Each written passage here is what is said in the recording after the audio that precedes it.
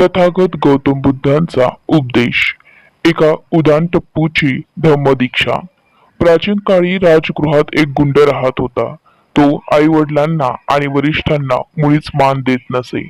आपल्या हातून काही चूक झाली तरी पुण्यप्राप्तींच्या आशेने तो यज्ञगान आणि सूर्य, चंद्र, अग्नी यांची पूजा करी आणि मगर मस्त राही.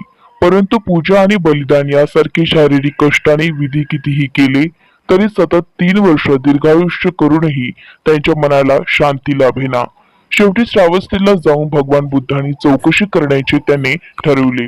तेथे पोहोचल्यावर बुद्धांचे तेजस्वी व्यक्तिमत्व पाहून त्यांनी त्यांच्या पायावर लोटांगण घातले आणि आपल्याला किती आनंद झालाय हे सांगितले.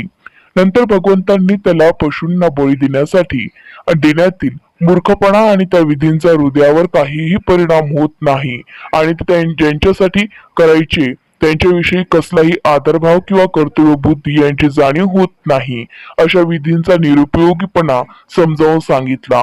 आणि शेवटी भगवंतांनी अशा काही तेजस्वी गाथा म्हटला की त्यांच्या मुद्रेवरील तेजामुळे आजूबाजूच्या सर्व प्रदेशांसह ते स्थान प्रकाशमान झाले. तेव्हा ग्रामस्थ आणि विशेषत मुलांचे आईबाप त्यांची पूजा करण्यासाठी तिथे आले. मुलांच्या त्या मातापित्यांना पाहून आपल्या मुलांच्या विषयी त्यांनी सांगितलेली हकीकत ऐकून बुद्धांनी स्मित केले आणि पुढील गाथा म्हटले. थोर पुरुष हा संपूर्णपणे निरीच्छ असतो. तो स्वतः स्वयंप्रकाशित असतो आणि प्रकाशातच राहतो. जर एखाद्या वेळी त्यांच्यावर दुःखांचा आघात झाला तरी तो विचलित होत नाही.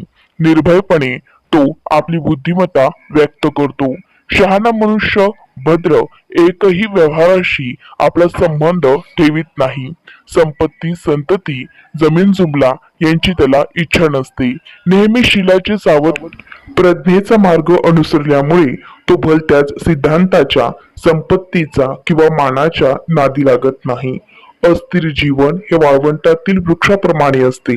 हे ओळखून प्रज्ञावान मनुष्य अस्थिर मनाच्या आपल्या मित्राला सुधारण्याचा आणि अपवित्रतेतून सद्गुणाकडे म्हणजेच पवित्रकडे त्याला वळवण्याचा प्रयत्न करीत असतो. नमो बुद्धाय.